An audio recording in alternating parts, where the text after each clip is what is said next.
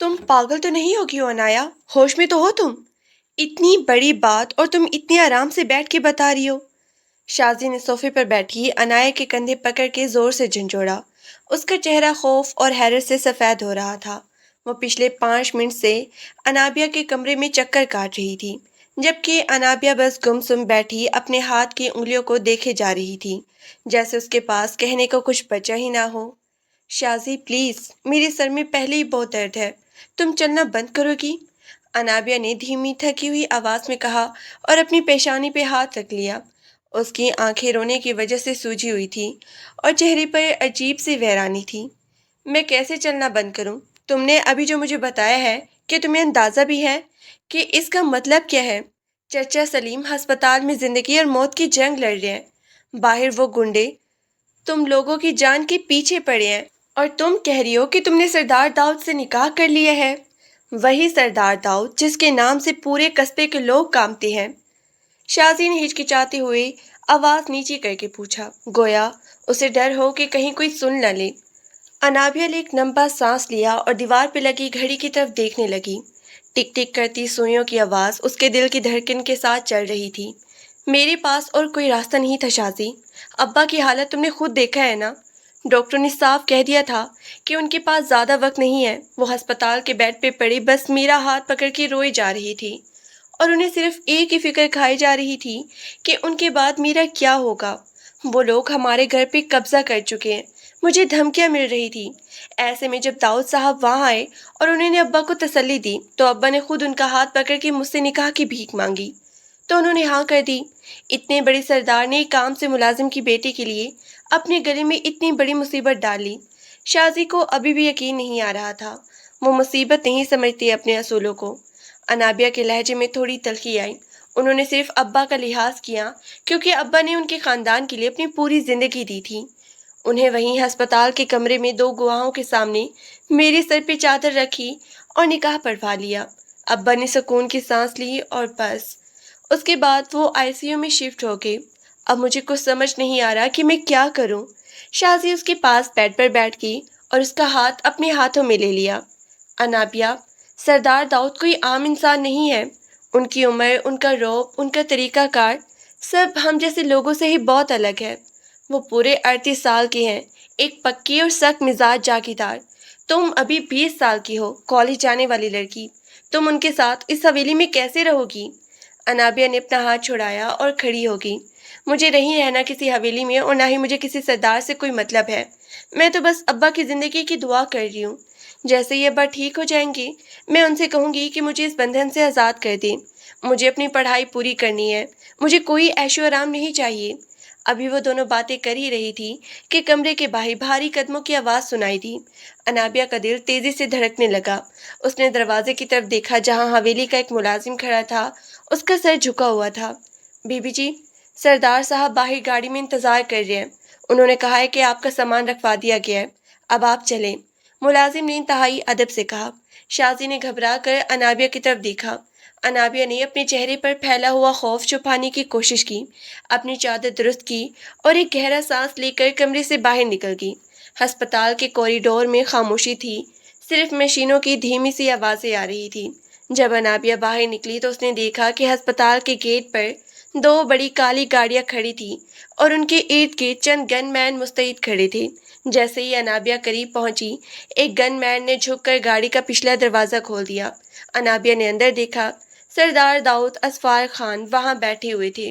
उनका सफ़ेद कल्फ लगा कुर्ता और सर पे बंधी रवायती पगड़ी उनकी शख्सियत को मज़ीद बारोब बना रही थी। वो किसी फाइल में कुछ देख रहे थे और उन्होंने अनाबिया की तरफ नज़र उठाकर भी नहीं देखा। अनाबिया धीमे कदमों से गाड़ी के अंदर बैठी और दरवाज़ा बंद हो गया। गाड़ी फौरन ही अपनी मंजिल की तरफ चल पड़ी। गाड़ी के अंदर का माहौल इतना खामोश और सर्द था कि अनाबिया को अपनी सांसों की आवाज़ भी साफ सुनाई दे रही थी। वो बिल्कुल साइड पे होकर शीशे से बाहर देखने लगी।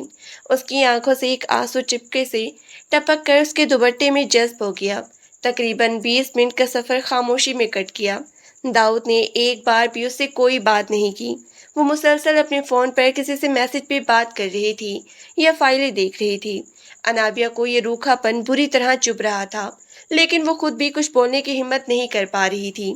جب گاڑی ایک بہت بڑے اور پرانے لوہے کے گیٹ کے اندر داخل ہوئی تو انابیہ نے باہر دیکھا۔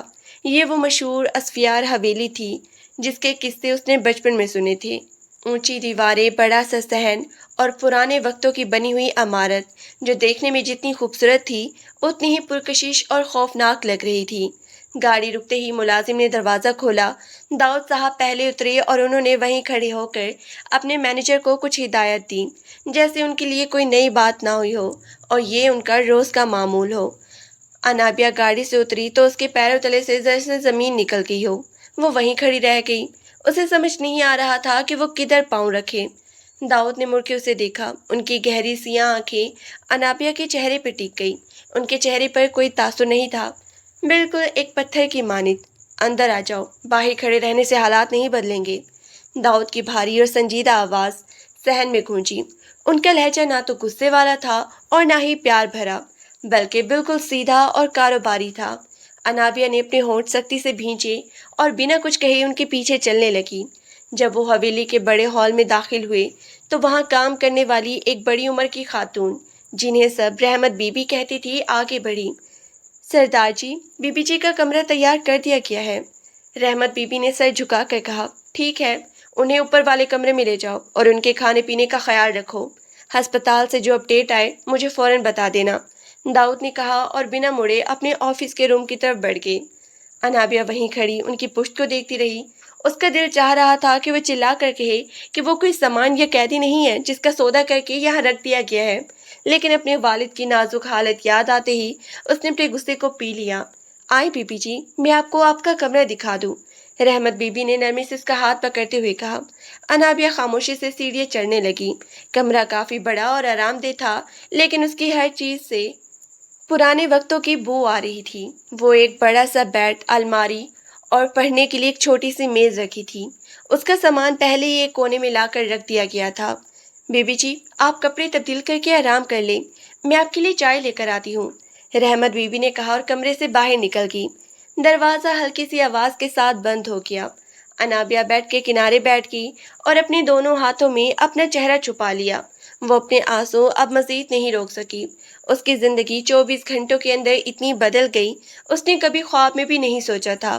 وہ اس اکیلے بڑے کمرے میں خود کو بالکل تنہا محسوس کر رہی تھی، جہاں کا مالک ایک ایسا شخص تھا جو اسے صرف ایک ذمہ داری سمجھتا تھا۔ رحمت بی بی کے جانے کے بعد انابیہ کافی دیر تک اسی طرح بیڈ پہ بیٹھی رہی۔ کمرے کی کھڑکی سے باہر شام کا دھندلا سا اندھیرا پھیل رہا تھا، جس کے ساتھ ہی حویلی کے بڑے سے صحن میں لگی لائٹیں ایک ایک کر کے روشن ہونے لگیں۔ اس نے اٹھ کر کھڑکی کے پاس جا کر دیکھا۔ نیچے کچھ ملازم گھوڑوں کو استبل کی طرف جا رہے تھے اور حویلی کا ماحول بالکل پرسکون لیکن ایک عجیب سے دباؤ کا شکار لگ رہا تھا۔ اس کا دل یہاں بری طرح گھبرا رہا تھا۔ وہ شہر کے ایک چھوٹے سے ہنستے کھیلتے گھر سے آئی تھی، جہاں ہر وقت ٹی وی کی آواز، کچن سے برتنوں کے گرنے کی صدا اور ابا کی ہنسی گونجتی رہتی تھی۔ یہاں کی یہ گہری شاہی خاموشی اسے اندر ہی اندر کھائے جا رہی تھی۔ اس نے الماری کھول کر اپنے کپڑے دیکھے جو ملازمین نے ہسپتال جانے سے پہلے ان کے گھر سے لا کر رکھ دیے تھے۔ اس نے ایک سادہ سا سوتی سوٹ نکالا اور باتھ روم کی طرف چلی گئی۔ ٹھنڈے پانی سے منہ ہاتھ دھویا تو اس کی تھکن میں تھوڑی کمی آئی، لیکن دل کا بوجھ ویسے ہی برقرار تھا۔ جب وہ باہر آئی تو رحمت بی بی چائے کی ٹرے لے کر میز پر رکھ رہی تھی۔ بی بی جی، چائے پی لیں، تھوڑی جان آئے گی۔ آپ نے صبح سے کچھ نہیں کھایا پیا، ہسپتال کے چکروں میں الٹا صحت خراب کر بیٹھیں گی، رحمت بی بی نے ہمدردی سے کہا۔ ان کے چہرے کی جھریوں سے ایک اپنائیت تھی جس نے انابیہ کے دل کو تھوڑا سا سہارا دیا۔ رحمت بی بی، ابا کی کوئی خبر آئی؟ انابیہ نے چائے کے کپ کو ہاتھ لگائے بغیر تڑپ کے پوچھا۔ رحمت بی بی نے ایک گہرا سانس لیا اور اس کے سر پہ ہاتھ رکھا۔ سردار صاحب نے اپنے خاص بندے کو ہسپتال میں چھوڑا ہوا ہے۔ ڈاکٹر کہہ رہے ہیں کہ رات کا وقت اہم ہے، اگر اللہ نے چاہا تو صبح تک ہوش آ جائے گا، تم فکر نہ کرو۔ سردار جی خود ہر گھنٹے بعد فون کر کے پوچھ رہے ہیں، ان کے ہوتے ہوئے تمہارے ابا کے علاج میں کوئی کمی نہیں آئے گی، انہوں نے شہر سے بڑے ڈاکٹروں کی ٹیم منگوائی ہے۔ انابیہ نے کچھ کہے بغیر کپ اٹھایا، چائے کا ایک گھونٹ اندر کیا تو اسے محسوس ہوا کہ وہ کتنی بھوکی تھی، لیکن حلق سے نوالا یا گھونٹ نیچے اتارنا بھی ایک عذاب لگ رہا تھا۔ رحمت بی بی، داؤد صاحب وہ ہمیشہ اتنے ہی خاموش رہتے ہیں؟ اس نے جھجکتے ہوئے وہ سوال پوچھ ہی لیا جو گاڑی کے سفر سے اس کے دماغ میں گھوم رہا تھا۔ رحمت بی بی نے مسکرا کر کمرے کے دروازے کی طرف دیکھا، پھر دھیمی آواز میں بولی، सरदार जी बचपन से ऐसे नहीं थे। जब बड़े सरदार साहब जिंदा थे तो हवेली में उनके कहके गूंजते थे, लेकिन 10 साल पहले कुछ ऐसे हालात बने, खानदानी जायदाद और कुछ अपनों के धोखों ने उन्हें ऐसे बदला कि उन्होंने हंसना ही छोड़ दिया। अब तो बस ये काम है, कस्बे के फैसले हैं और ये हवेली है। उनका गुस्सा बहुत ही तेज है बीबी जी, लेकिन वो दिल के बुरे नहीं है। अगर वो बुरे होते तो सलीम भाई के लिए इतनी बड़ी जिम्मेदारी कभी ना उठाते। अनाबिया ने खामोशी से चाय खत्म की और कप वापस ट्रे में रख दिया। रहमत बीबी ट्रे उठाकर चली गई और जाते हुए कह गई कि रात के खाने पर वो खुद उसे लेने आएगी। जब रात के 9 बजे तो रहमत बीबी दोबारा आई और अनाबिया को नीचे डाइनिंग हॉल में ले गई। हवेली का डाइनिंग हॉल इतना बड़ा था कि वहाँ 12 कुर्सियों, एक लंबी शीशे की मेज लगी हुई थी। मेज पर तरह तरह के खाने चुने हुए थे, लेकिन वहाँ सिर्फ एक ही कुर्सी पर कोई बैठा हुआ था, सरदार दाऊद। वो अब अपना कलफ लगा कुर्ता तब्दील करके एक सादा सफ़ेद सूती कुर्ते में थे। उनके बाल थोड़े बिखरे हुए थे और वो अपने फ़ोन पर किसी से संजीदगी से बात कर रही थी। हाँ, मैंने कह दिया है ना, सुबह मंडी का सारा हिसाब मेरे सामने होना चाहिए। किसी किस्म की गड़बड़ बर्दाश्त नहीं होगी। उन्होंने फ़ोन बंद करके मेज़ पे रखा और सामने खड़ी अनाबिया को देखा, जो सहम कर वहीं रुक गई थी। बैठो, दाऊद ने सामने वाली कुर्सी की तरफ इशारा करते हुए मुख्तसर कहा। अनाबिया धीमे कदमों से चलती हुई कुर्सी खींचकर बैठ गई। उसने अपनी नजरें नीचे रखी, मेज पर बिछे सफेद कपड़े के डिजाइन को घूरने लगी। दाऊद ने खुद अपने हाथ से प्लेट में सालन निकाला और एक रोटी उठाकर उसकी तरफ बढ़ाई। खाओ, अस्पताल में जाकर बीमार होने का कोई फायदा नहीं है। उनका लहजा वैसे स्पार्ट था। अनाबिया ने रोटी का एक छोटा सा टुकड़ा तोड़ा, लेकिन उसका हाथ कांप रहा था। उसने हिम्मत जमा की और बोल पड़ी, मुझे यहाँ क्यों लाया गया है? दाऊद का निवाला मुंह के करीब जाकर रुक गया। उन्होंने अपनी गहरी आंखें उठाकर अनाबिया के मासूम और सहमे हुए चेहरे पर टिकाई। तुम्हें क्या लगता है मैं तुम्हें यहाँ क्यों लाया हूँ? मुझे नहीं मालूम। मैं बस इतना जानती हूँ कि अब्बा ने मजबूरी में ये सब किया और आपने आपने शायद उन पर एहसान करने के लिए मुझसे निकाह कर लिया। लेकिन मैं यहाँ इस तरह एक कैदी की तरह नहीं रह सकती। मुझे अपनी पढ़ाई पूरी करनी है। मेरा कॉलेज है, मेरी ख्वाब है। अनाबिया ने एक ही सांस में वो सब कह दिया जो वह पिछले कई घंटों से सोच रही थी। हालांकि उसकी आवाज़ अंदर से कांप रही थी। दाऊद ने आराम से निवाला चबाया, पानी का घूंट लिया और फिर अपने दोनों हाथ मेज पर टिकाए। थोड़ा सा आगे झुककर उसे देखने लगा। उनकी इस हरकत से अनाबिया की धड़कन एक पल के लिए रुक सी गई। पहली बात, ये कोई कैद खाना नहीं है और ना ही तुम यहाँ कैदी हो। दूसरी बात, तुम्हारे अब्बा सलीम साहब मेरे मुलाजमिन से बढ़कर हैं। उन्होंने मेरे वालिद की जान बचाई थी एक बार। उनका मुझ पे हक था। उन्होंने बिस्तरे मर्ग पर मुझसे तुम्हारी हिफाजत मांगी थी और इस कस्बे में किसी लड़की को तहफ़्फ़ुज़ देने का सबसे मजबूत और वाहिद तरीका यही था कि उसके सर पर दाऊद असफियार की चादर हो। दाऊद ने रुक कर एक गहरा सांस लिया।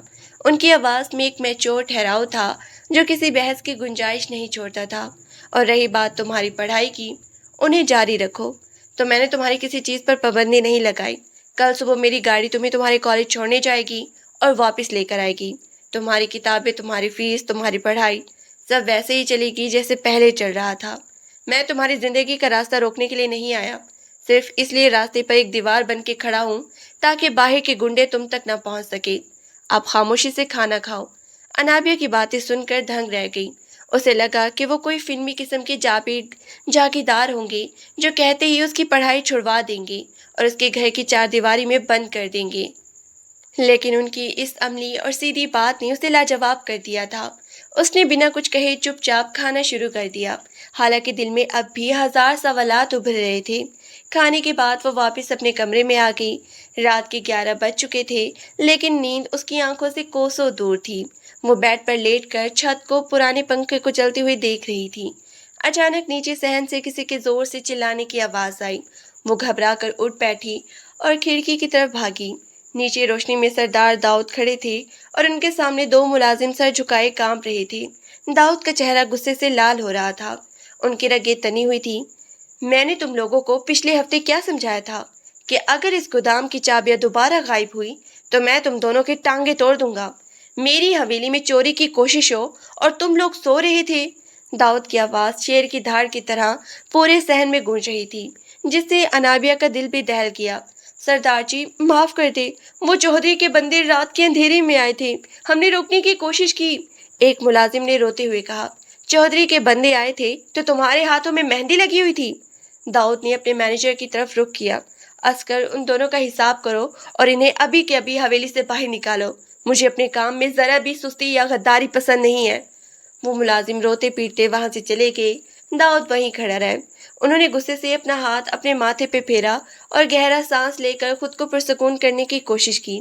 अनाबिया खिड़की के पीछे छुप कर ये सब देख रही थी। उसका पूरा जिस्म खौफ से लरज रहा था। उसे समझ आ गया था कि रहमत बीबी सच कह रही थी।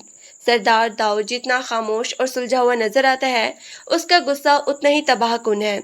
वो वापस बेड पर आई और चादर ओढ़ कर लेट गई। दुआ करने लगी कि काश ये रात जल्दी गुजर जाए और सुबह हो जाए। अगली सुबह जब अनाबिया की आंख खुली तो सूरज की तपिश खिड़की के पर्दों से छन कर कमरे में आ रही थी। उसने जल्दी से घड़ी देखी। 7:30 बज चुके थे। उसका कॉलेज 8 बजे शुरू हुआ था। वो जल्दी से उठी, तैयार हुई और अपना बैग उठाकर नीचे की तरफ भागी। जब वो नीचे पहुंची तो रहमत बीबी हॉल में खड़ी सफाई करवा रही थी। बीबी जी, उठ गई आप? आई नाश्ता कर लें। नहीं रहमत बीबी, मुझे देर हो रही है। कॉलेज का पहला लेक्चर मिस हो जाएगा। अनाबिया ने जल्दी से कहा। नाश्ते के बगैर कोई गाड़ी यहाँ से बाहर नहीं जाएगी। पीछे से एक जानदार आवाज आई। दाऊद साहब डाइनिंग हॉल के दरवाजे पे खड़े थे। उनके हाथ में अखबार था और वो बिल्कुल तैयार थे, जैसे वो सुबह सवेरे ही अपना काम निपटा चुके हों। अनाबिया ने तब कर उनकी तरफ देखा। लेकिन मेरी बस चली जाएगी और मुझे लेट होना पसंद नहीं है। मैंने कल रात ही कहा था कि मेरी गाड़ी तुम्हें छोड़ने जाएगी। ड्राइवर बाहर तैयार खड़ा है। लेकिन पहले मेज पर बैठो और जो रहमत बीबी ने बनाया है वो खाओ। 5 मिनट में कोई तूफान नहीं आएगा। दाऊद ने अखबार मेज पर रखते हुए कहा और खुद अपनी कुर्सी पर बैठ गई। अनाबिया ने गुस्से से अपने पांव पटके, लेकिन उनके सामने बोलने की हिम्मत नहीं थी, इसलिए वो चुपचाप कुर्सी पर बैठ गई। रहमत बीबी ने जल्दी से पराठा और अंडा उसके सामने रखा। उसने जल्दी जल्दी 2-4 नवाले लिए, जूस का गिलास पिया और खड़ी हो गई। मैं जा रही हूँ, उसने बैग कंधे पर डालते हुए कहा। अस्कर भी गाड़ी में तुम्हारे साथ जा रहा है। वो कॉलेज के प्रिंसिपल से मिलकर तुम्हारी सिक्योरिटी का बंदोबस्त करेगा। कॉलेज के अंदर कोई तुम्हें तंग नहीं करेगा, लेकिन कॉलेज खत्म होते ही सीधा गाड़ी में बैठकर वापस आना है। सहेलियों के घर जाने या बाजार घूमने की जरूरत नहीं है। हालात अभी ठीक नहीं है। अनाबियों को उनका ये रोक टोक करना बिल्कुल भी अच्छा नहीं लगा, जैसे वो कोई छोटी बच्ची हो जिसे हर बात पर गाइड किया जा रहा हो। मैं अपनी हिफाजत खुद कर सकती हूँ और मुझे बाजार जाने की कोई आदत नहीं है, उसने थोड़े रूखे लहजे में कहा और हॉल से बाहर निकल गई। दाऊद ने अखबार नीचे किया और उसकी जाती हुई पुश्त को देखा। उनके लबों पर एक बहुत ही हल्की, ना महसूस होने वाली मुस्कुराहट आई, जैसे उन्हें इस लड़की का ये मासूम गुस्सा और चिड़चिड़ापन दिलचस्प लगा हो। लेकिन वो फौरन ही दोबारा संजीदा हो गए। कॉलेज का पूरा दिन अनाबिया का बहुत ही अजीब गुजरा। शाजी उसे कैंटीन के एक कोने में ले गई और सवालों की बौछार कर दी। सच बताओ अनाबिया, क्या हुआ रात को? क्या उन्होंने तुम्हारे साथ कोई बदतमीजी की या कोई लड़ाई हुई? शाजी की आंखों तजस्सुस से चमक रही थी। अनाबिया ने चाय का चम्मच हिलाते हुए एक लंबी आह भरी। नहीं शाजी, ऐसा कुछ नहीं हुआ। वो बहुत ही अजीब है। वो फिल्मों के सरदारों जैसे बिल्कुल नहीं है, जो बंदूकें तान के खड़े रहते हैं। वो बहुत ही मैच्योर और सीधी बात करते हैं। उन्होंने खुद मुझे कॉलेज भेजा, बल्कि अपनी गाड़ी और गार्ड भी दिए, लेकिन उनका वो खामोश रौब ऐसा है कि बंदे की जबान तालों से जा लगती है। और सुबह तो मैंने उनका गुस्सा देखा। वो अपने मुलाजमीन पर ऐसे चमके कि मुझे लगा हवेली गिर जाएगी। यार, जो भी हो, वो हैं तो बहुत हैंडसम ना। पूरे कस्बे की लड़कियां उनके नाम की नफिल पढ़ती हैं। शाजी ने शरारत से कोहनी मारी। तुम पागल हो शाजी, उनकी उम्र देखी है? वो मुझसे पूरे 18 साल बड़े हैं। वो मेरे शौहर कम और मेरे सख्त प्रोफेसर ज़्यादा लगते हैं। मुझे बस दुआ करो कि अब्बा ठीक हो जाए और मैं सवेली से निकलूं, अनाबिया ने चिढ़ के कहा। दोपहर को जैसे ही कॉलेज खत्म हुआ, अनाबिया बाहर आई तो उसने देखा कि सरदार दाऊद की काली चमकती हुई गाड़ी गेट के बिल्कुल सामने खड़ी थी और ड्राइवर मुस्तैद खड़ा था। कॉलेज की दूसरी लड़कियां उस गाड़ी को और गार्ड्स को देखकर आपस में कानापूसी कर रही थी, जिससे अनाबिया को शदीद शर्मिंदगी महसूस हो रही थी। वो जल्दी से सर झुकाकर गाड़ी के अंदर बैठ गई। जब वो वापस हवेली पहुंची तो हवेली का माहौल बदला हुआ था। सहन में बहुत सी गाड़ियां खड़ी थी और हॉल के अंदर कस्बे के कुछ बड़े बुजुर्ग और मुअज्जिन बैठे हुए थे। दाऊद साहब सदर की कुर्सी पर बैठे उनकी बातें सुन रहे थे और कोई बड़ा फैसला हो रहा था। अनाबिया ने जैसे ही हॉल में कदम रखा, सबकी नजरें उसकी तरफ उठ गईं। वो घबरा कर वहीं रुक गई। दाऊद ने सबके सामने खड़े होकर अस्कर को इशारा किया। اسکر، بی بی جی کو اوپر ان کے کمرے میں لے جاؤ۔ پھر انہوں نے انابیہ کی طرف دیکھ کر دھیمی لیکن پرعزم آواز میں کہا، تم اوپر جاؤ اور آرام کرو، میں یہ میٹنگ ختم کر کے آتا ہوں۔ انابیہ خاموشی سے سیڑھیاں چڑھ گئی، لیکن اسے محسوس ہو رہا تھا کہ اس حویلی کی زندگی، اس سردار کی دنیا اور باہر کے وہ خطرات اب آہستہ آہستہ اس کے گرد ایک ایسا گھیرا تنگ کر رہے تھے جس سے نکلنا اس کے لیے آسان نہیں ہوگا۔ جتنا وہ سمجھ رہی تھی، وہ اپنے کمرے میں جا کر بیٹھ گئی اور سوچنے لگی کہ آنے والے دن اس کی زندگی میں مزید کیا نیا موڑ لے کر آئیں گے۔ کمرے میں اکیلے بیٹھے انابیہ کو کافی دیر ہو چکی تھی۔ نیچے ہال سے لوگوں کی دھیمی دھیمی آوازیں اب بھی آ رہی تھیں، جیسے قصبے کے بزرگ کسی بڑے مسئلے پر سردار داؤد سے بحث کر رہے ہو۔ انابیہ نے بیڈ پہ پڑے اپنے کالج کے بیگ کو ایک طرف رکھا اور کھڑکی کے پاس جا کے کھڑی ہو گئی۔ حویلی کا یہ حصہ جتنا پرسکون تھا، اس کے اندر کی بے چینی اتنی ہی بڑھتی جا رہی تھی۔ ابھی وہ اسی سوچ میں گم تھی کہ رحمت بی بی کمرے کا دروازہ ہلکا سا تھپکتا کر اندر داخل ہوئی۔ ان کے ہاتھ میں پانی کا گلاس اور کچھ دوائیاں تھیں۔ بی بی جی، یہ ڈاکٹر صاحب نے آپ کی طاقت کے لیے گولیاں دی تھی۔ انہوں نے کہا تھا کہ ہسپتال کے چکروں کی وجہ سے جو کمزوری ہوئی ہے، اس کے لیے روز لینی ہے۔ رحمت بی بی نے محبت سے کہا اور گلاس میز پر رکھ دیا۔ انابیہ نے مڑ کے دیکھا اور ایک ہلکی سی مسکراہٹ کے ساتھ بولی، رحمت بی بی، مجھے ان دوائیوں کی ضرورت نہیں ہے، میں بالکل ٹھیک ہوں۔ بس ابا کی فکر لگی ہوئی ہے، اگر ان کی طرف سے کوئی اچھی خبر آ جائے تو میری آدھی بیماری تو ویسے ہی ختم ہو جائے گی۔ رحمت بی بی نے اس کا ہاتھ اپنے ہاتھ میں لیا اور اسے بیڈ پہ بیٹھنے کا اشارہ کیا۔ تم فکر کیوں کرتی ہو؟ ابھی کچھ دیر پہلے ہی عسکر صاحب کا فون آیا تھا، وہ کہہ رہی تھی کہ سلیم بھائی کو اب تھوڑا سا ہوش آ رہا ہے۔ انہوں نے آنکھیں کھولی تھی اور ڈاکٹر کہہ رہے ہیں کہ یہ بہت اچھا نشان ہے، بس اب وہ خطرے سے باہر آ رہے ہیں۔ یہ سنتے ہی انابیہ کے چہرے پر پچھلے 24 گھنٹوں میں پہلی بار ایک سچی خوشی ابھری۔ اس کی آنکھوں میں چمک آ گئی۔ سچ رحمت بی بی، ابا نے آنکھیں کھولی؟ کیا میں ان سے ملنے جا سکتی ہوں؟ پلیز مجھے ابھی ہسپتال لے چلیں، میں ابا کو دیکھنا چاہتی ہوں۔ وہ خوشی کے مارے کھڑی ہو گئی۔ ابھی نہیں بی بی جی، رحمت بی بی نے اسے روکتے ہوئے دھیمے سے کہا، باہر دیکھو کتنا اندھیرا ہو گیا ہے، اور نیچے سردار صاحب قصبے کے لوگوں کے ساتھ چودھری کے معاملے پر ہی بات کر رہے ہیں۔ چودھری کے بندوں نے جو گودام پر حملہ کیا تھا، اس کے بعد ماحول بہت گرم ہے۔ سردار جی نے صاف منع کیا ہے کہ جب تک وہ خود نہ کہیں تمہیں حویلی سے باہر نہ لے جائے۔ تم صبح کالج چلی جانا اور واپسی پر ہسپتال ہو آنا، سردار جی خود گاڑی کا انتظام کر دیں گے۔ انابیہ کا جوش ایک دم ٹھنڈا پڑ گیا۔ وہ دوبارہ بیڈ پہ بیٹھ گئی۔ ہر بات میں سردار صاحب، ان کی اجازت کے بغیر تو جیسے اس حویلی میں سانس لینا بھی جرم ہے، اس نے تھوڑے چڑچڑے انداز میں کہا۔ رحمت بی بی ہنس پڑی۔ بی بی جی، وہ اس قصبے کے سردار ہیں، ان کا حکم یہاں قانون ہوتا ہے، لیکن وہ جو بھی کہہ رہے ہیں تمہاری حفاظت کے لیے کہہ رہے ہیں۔ چودھری کے لوگ بہت ہی گندے ہیں، اگر انہیں پتہ چل گیا کہ سلیم بھائی کی بیٹی اب اس حویلی کی عزت بن چکی ہے تو وہ کوئی نہ کوئی نئی چال چلنے کی کوشش کریں گے۔ اس لیے سردار جی کا غصہ اور ان کی یہ سختیاں صرف ایک ڈھال ہے۔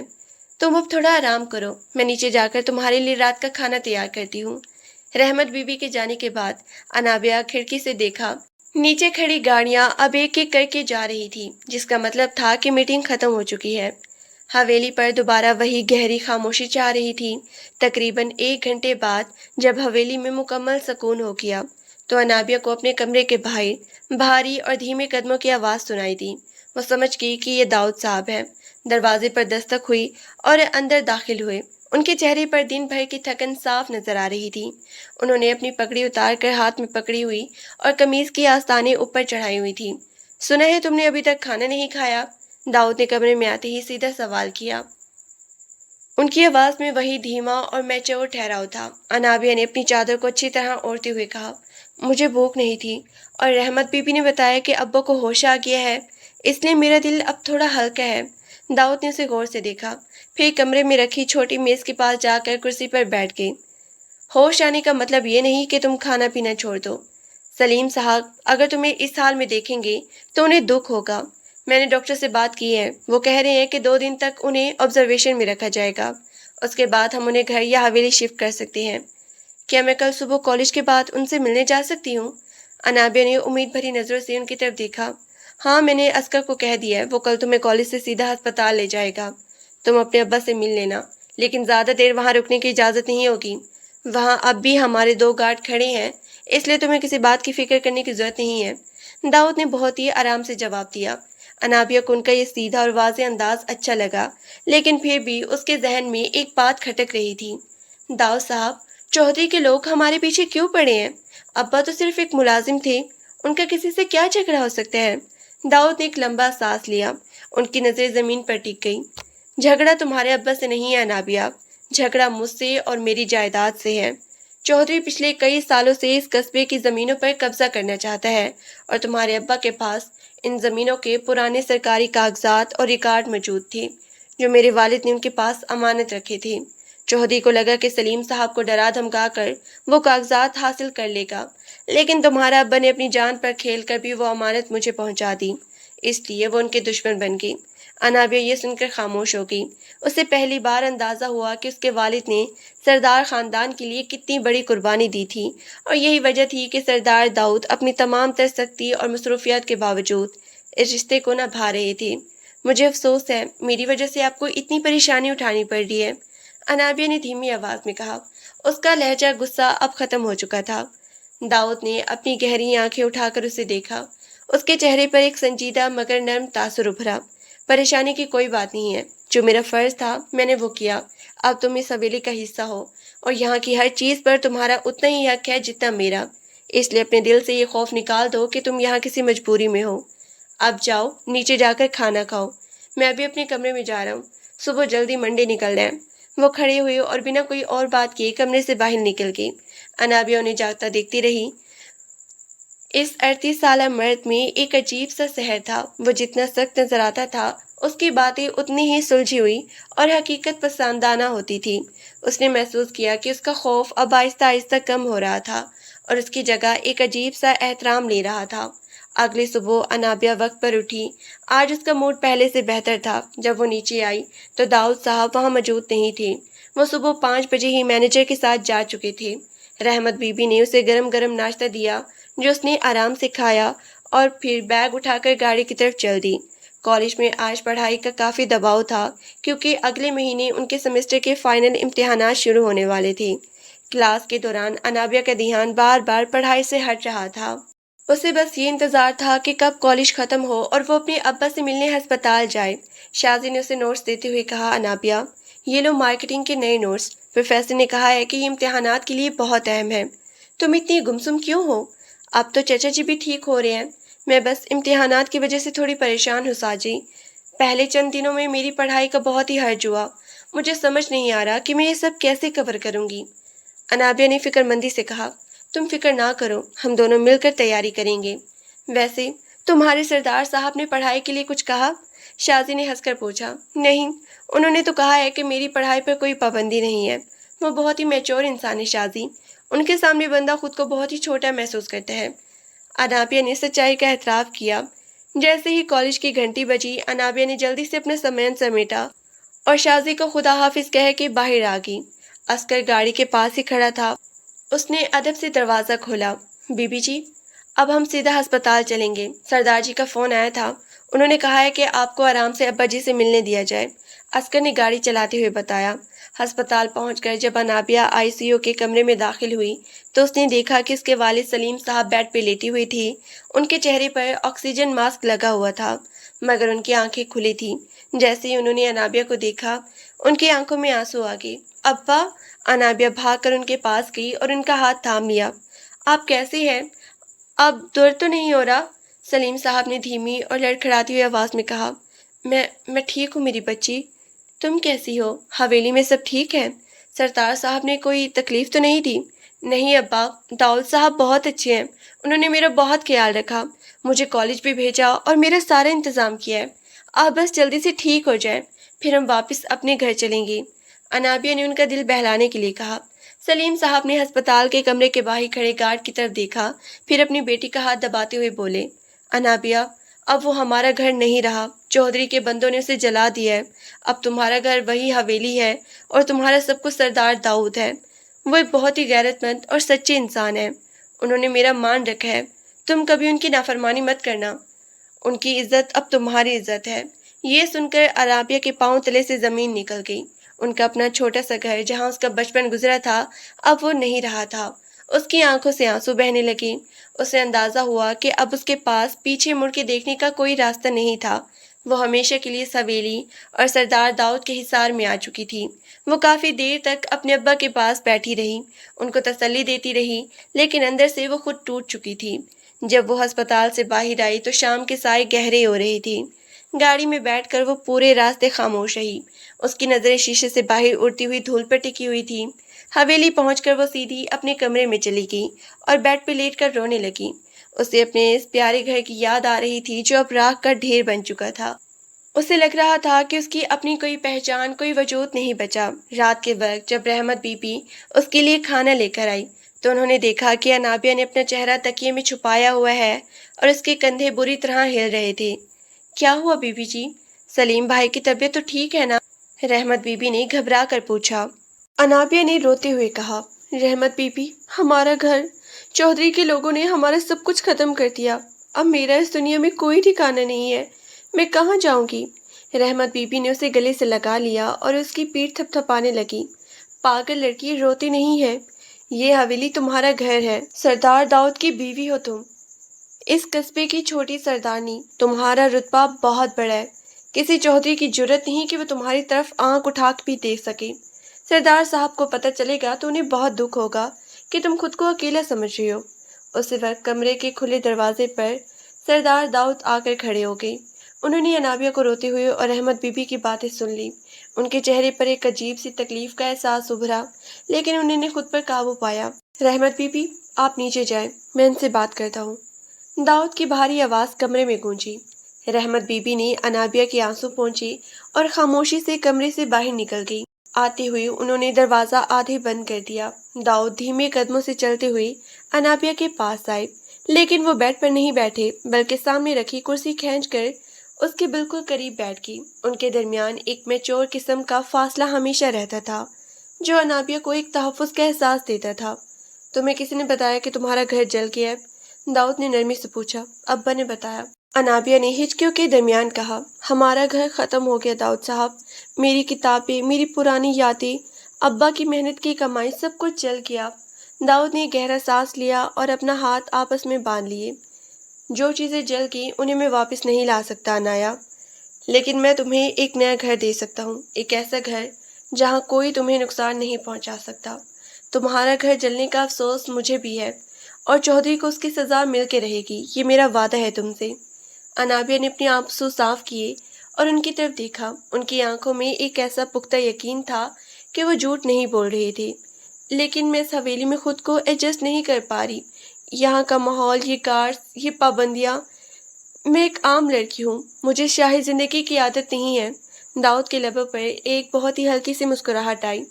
عادت وقت کے ساتھ ہو جاتی ہے۔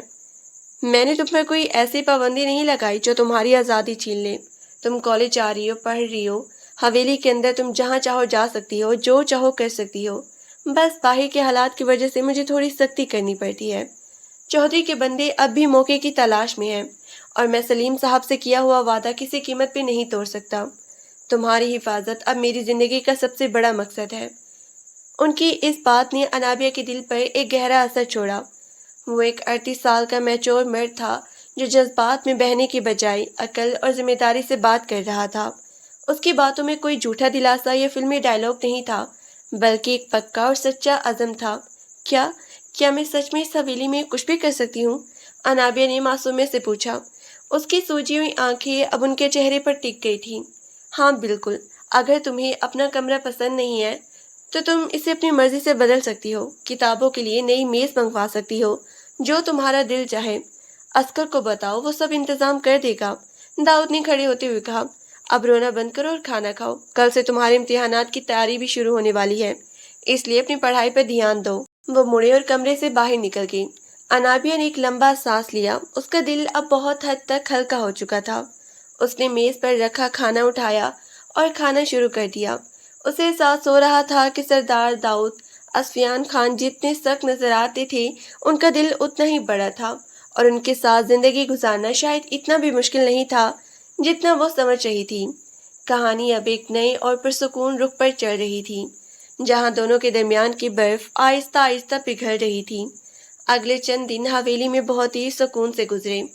انابیہ نے داؤد کے کہنے پر اپنے کمرے کو ترتیب تھوڑی بدلی، کچھ نئی کتابیں منگوائی، اپنا پورا دھیان امتحانات کی تیاری پر لگایا۔ اب اس کے دل سے وہ خوف اور اجنبیت ختم ہو چکی تھی جو شروع کے دنوں میں تھی۔ داؤد صاحب بھی اپنے کاموں میں مصروف رہتے، لیکن وہ روز رات کو کھانے کی میز پر انابیہ سے اس کی پڑھائی اور ابا کی صحت کے بارے میں ضرور پوچھتے۔ ان کا وہ دھیما اور میچور انداز اب انانیہ کو برا نہیں لگتا تھا، بلکہ وہ خود بھی اب ان کے سامنے کھل کے بات کرنے لگی تھی۔ آج انابیہ کا آخری پیپر تھا۔ وہ کالج سے باہر نکلی تو اس کے چہرے پر ایک بڑی سی مسکراہٹ تھی۔ اس کا پیپر بہت ہی اچھا ہوا تھا۔ شازی نے اسے گلے لگاتے ہوئے کہا، چلو بھائی انابیہ، تمہارے پیپرز تو ختم ہو گئے، اب تو تم بالکل فری ہو۔ اب حویلی جا کر آرام سے اپنے سردار صاحب کے ساتھ وقت گزارنا۔ انابیہ نے شرما کر اسے دیکھا، تم بھی نہ شازی، بس ہر وقت مذاق کرتی رہتی ہو۔ مذاق نہیں کر رہی یار، میں دیکھ رہی ہوں کہ پچھلے کچھ دنوں میں جب بھی تم ان کا ذکر کرتی ہو تمہاری آنکھوں میں ایک الگ ہی چمک ہوتی ہے۔ سچ سچ بتاؤ، تم ان سے محبت تو نہیں ہوگی؟ شازی نے اس کا ہاتھ دباتے ہوئے شرارت سے پوچھا۔ انابیہ کا دل ایک دم زور سے دھڑکا۔ اس نے خود سے کبھی یہ سوال نہیں کیا تھا، لیکن اب جب شازی نے پوچھا تو اسے احساس ہوا کہ وہ سچ میں داؤد کی پرواہ کرنے لگی ہے۔ ان کا وہ باروک چہرہ، ان کا دھیما لہجہ اور ان کا وہ تحفظ دینا، سب کچھ اس کے دل میں جگہ بنا چکا تھا۔ مجھے نہیں پتا شازی، بس وہ بہت اچھی ہے، اس نے گاڑی کی طرف بڑھتے ہوئے دھیمے سے کہا۔ جب وہ حویلی پہنچی تو رحمت بی بی نے صحن میں ہی اس کا استقبال کیا۔ ان کے چہرے پر ایک بہت ہی بڑی خوشی تھی۔ بی بی جی مبارک ہو، سلیم بھائی کو آج ہسپتال سے چھٹی مل گئی ہے۔ سردار صاحب انہیں خود اپنی گاڑی میں لے کر حویلی کے پیچھے بنے نئے اور خوبصورت کوارٹر میں شفٹ کر چکے ہیں۔ اب وہ بالکل ٹھیک ہے۔ سچ رحمت بی بی؟ انایا نے اپنا بیگ وہیں رکھا اور بھاگتی ہوئی حویلی کے پچھلے حصے کی طرف گئی۔ وہاں سچ میں ایک بہت ہی پیارا نیا بنا ہوا چھوٹا سا گھر تھا، جس کے صحن میں اس کی ابا ایک آرام دہ کرسی پر بیٹھے دھوپ سیک رہی تھی۔ ابا؟ انایا نے جا کر ان کے گھٹنوں کو چھوا اور ان کے گلے لگی۔ سلیم صاحب نے اس کے سر پہ ہاتھ پھیرا۔ ان کی آنکھوں میں خوشی کے آنسو تھے۔ میری بچی، دیکھ سردار صاحب نے ہمارے لیے کتنا بڑا انتظام کیا ہے۔ انہوں نے چودھری کے بندوں کو پولیس کے حوالے کروا دیا ہے۔ اب وہ قصبے سے بھاگ چکے ہیں اور ہمارا یہ نیا گھر انہوں نے خود اپنی نگرانی میں بنوایا ہے۔ انہوں نے میرا مان رکھ لیا انابیہ۔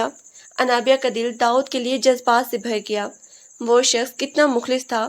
اس نے زبان سے کبھی کوئی بڑا دعویٰ نہیں کیا تھا، لیکن اس نے اپنے ہر عمل سے ثابت کیا تھا کہ وہ جو کہتا ہے وہ پورا کرتا ہے۔ وہ اپنے ابا کے پاس کافی دیر بیٹھی رہی۔ پھر شام کے وقت جب وہ واپس حویلی کے بڑے ہال میں آئی تو وہاں مکمل خاموشی تھی۔ رحمت بی بی کچن میں تھی اور داؤد صاحب اپنے آفس روم میں بیٹھے کچھ کاغذات دیکھ رہی تھی۔ انابیہ دھیمے قدموں سے چلتی ہوئی ان کے کمرے کے ادھ کھلے دروازے کے پاس آئی۔ داؤد نے اینک لگائی ہوئی تھی اور وہ بہت ہی سنجیدگی سے کوئی حساب کتاب کر رہی تھی۔ ان کا یہ میچور اور سنجیدہ روپ ہمیشہ انابیہ کے دل کو چھو جاتا تھا۔ اس نے دروازے پر ہلکی سی دستک دی۔ داؤد نے نظریں اٹھائی۔ انابیہ کو دیکھ کر ان کے چہرے کی سختی ایک دم نرمی میں بدل گئی۔ انہوں نے اینک اتاری اور میز پر رکھ دی۔ آؤ انابیہ، پیپر کیسے ہوا تمہارا؟ انہوں نے کرسی کی پشت سے ٹیک لگاتے ہوئے پوچھا۔ انابیہ اندر آئی اور ان کی میز کے سامنے کھڑی ہو گئی۔ بہت ہی اچھا ہوا داؤد صاحب، اور میں آپ کا شکریہ ادا کرنے آئی ہوں۔ آپ نے ابا کے لیے جو کچھ کیا، انہیں یہاں شفٹ کروایا، چودھری کا قصہ ختم کیا، میرے پاس الفاظ نہیں ہے آپ کا شکریہ ادا کرنے کے لیے۔ داؤد کھڑے ہوئے اور میز کے گرد گھوم کر اس کے بالکل قریب آ کر کھڑے ہو گئے۔ ان کا لمبا قد اور باروب شخصیت انابیہ کو اپنے سحر میں لے رہی تھی۔ میں نے پہلے بھی کہا تھا انابیہ، یہ میرا فرض تھا، اس کے لیے شکریہ کہنے کی ضرورت نہیں ہے۔ تمہارے ابا اب بالکل محفوظ ہیں اور تم بھی۔ انابیہ نے اپنی نظریں اٹھا کر سیدھا ان کی گہری سی آنکھوں میں دیکھا۔ آج اس کے دل میں کوئی ڈر نہیں تھا، بلکہ ایک پکا یقین تھا۔ داؤد صاحب، جب ہمارا نکاح ہوا تھا تو آپ نے کہا تھا کہ اگر میں اس رشتے سے آزاد ہونا چاہوں تو آپ مجھے نہیں روکیں گے۔ آپ نے کہا تھا کہ یہ شادی صرف ایک مجبوری ہے۔ داؤد کا چہرہ ایک پل کے لیے سنجیدہ ہو گیا۔ ان کی آنکھوں میں ایک دھیمی سی لہر ابھری، جیسے وہ اندر سے پریشان ہوئے ہو، لیکن انہوں نے اپنے لہجے کا ٹھہراؤ برقرار رکھا۔ ہاں میں نے کہا تھا، اور میں آج بھی اپنے لفظوں پر قائم ہوں۔ اگر تم پڑھائی کے لیے شہر جانا چاہتی ہو یا اس بندھن سے آزاد ہونا چاہتی ہو تو میں تمہارا راستہ نہیں روکوں گا۔ میں تمہاری زندگی خراب نہیں کرنا چاہتا۔ میں جانتا ہوں ہماری عمر میں بہت فرق ہے، تم ابھی بہت چھوٹی ہو، لیکن میں اگر اب یہاں سے نہ جانا چاہوں تو؟ انابیہ نے ان کی بات کاٹتے ہوئے بہت ہی دھیمی اور کانپتی ہوئی آواز میں کہا۔ داؤد بالکل خاموش ہو گئی، ان کی سانسیں جیسے ایک پل کے لیے رک گئیں۔ وہ حیرت سے اس کے معصوم چہرے کو دیکھنے لگی، جہاں اب کوئی جھجک نہیں تھی بلکہ صرف سچائی تھی۔ انابیہ، داؤد کی آواز میں ایک عجیب سی گھبراہٹ اور گہری جذباتی پن تھا جو انہوں نے پچھلے کئی سالوں سے کبھی کسی کے سامنے ظاہر نہیں ہونے دیا تھا۔ میں کہیں نہیں جاننا چاہتی داؤد صاحب۔ انابیہ نے ایک قدم اور آگے بڑھایا اور ہمت کر کے ان کے کرتے کے آستینوں کو اپنے چھوٹے سے ہاتھوں سے چھوا۔ شروع میں ڈر گئی تھی کیونکہ مجھے لگتا تھا کہ آپ بہت سخت ہیں اور یہ حویلی میرے لیے قید ہے، لیکن پچھلے چند مہینوں میں مجھے احساس ہوا کہ آپ دنیا کے سب سے بہترین انسان ہیں۔ آپ کی یہ خاموشی، آپ کا یہ رعب، آپ کا یہ پرواہ، اب یہ سب میری زندگی کا حصہ بن چکے ہیں۔ مجھے عمر کے فرق سے کوئی فرق نہیں پڑتا، مجھے صرف آپ کے ساتھ رہنا ہے۔ اگر آپ مجھے اپنی بیوی مانتے ہیں تو میں بھی اپنے پورے دل سے آپ کو اپنا شوہر تسلیم کرتی ہوں، ہر وقت کے لیے۔ داؤد نے گہرا سانس لیا۔ ان کے دل پہ لگی پچھلے 10 سال کی برف جیسے ایک ہی پل میں پگھل کر بہہ گئی ہو۔ انہوں نے بنا کچھ کہے انتہائی محبت اور نرمی سے انابیہ کا وہ چھوٹا سا ہاتھ اپنے دونوں بڑے ہاتھوں میں لیا۔ ان کا لمس اتنا گرم اور پرسکون تھا کہ انابیہ کے پورے جسم میں ایک سنسنی دوڑ گئی۔ تمہیں اندازہ ہے کہ تم کیا کر رہی ہو انابیہ؟ داؤد نے اس کے چہرے پر جھکے بال کو بہت ہی نرمی سے اس کے کان کے پیچھے کرتے ہوئے دھیمے سے پوچھا۔ ان کی آواز میں اب ایک پکی محبت کا رنگ تھا۔ میں ایک سخت مزاج انسان ہوں، میری زندگی بہت ہی بورنگ ہے، کوئی رنگ نہیں ہے اس میں، اب رنگ میں بھر دوں گی، انابیہ نے مسکرا کر کہا۔ اس کی آنکھوں میں ہلکے سے آنسو آ گئے جو خوشی کی تھی۔ آپ بس مجھے کبھی خود سے دور مت کیجیے گا۔ داؤد کے لبوں پر ایک ہلکی سی مکمل اور سچی مسکراہٹ آئی جو حویلی کے ملازموں نے پچھلے 10 سالوں میں کبھی نہیں دیکھی تھی۔ انہوں نے انابیہ کو اپنی باہوں کے حصار میں لیا اور اسے اپنی سینے سے لگا لیا۔ انابیہ نے اپنا سر ان کے چوڑے سینے پہ رکھ دیا، جہاں داؤد کے دل کی دھڑکن بہت ہی تیز اور واضح سنائی دے رہی تھی۔ وہ دھڑکن گواہی دے رہی تھی کہ اب یہ سردار سنگ دل نہیں رہا تھا۔ اس کے دل کی ویران حویلی میں محبت کی پہلی دستک ہو چکی تھی۔ صحن میں رات کا اندھیرا پھیل رہا تھا اور حویلی کی روشنیاں ایک ایک کر کے جل رہی تھی، لیکن آج حویلی کا ماحول خوفناک نہیں لگ رہا تھا بلکہ ایک نئی دھیمی اور سچی محبت کے رنگ میں رنگا ہوا تھا۔ دونوں ایک دوسرے کے حصار میں بالکل محفوظ تھے اور ان کی زندگی کا ایک نیا خوبصورت سفر ہمیشہ کے لیے شروع ہو چکا تھا، جہاں کوئی خطرہ اور کوئی فاصلہ انہیں کبھی الگ نہیں کر سکتا تھا۔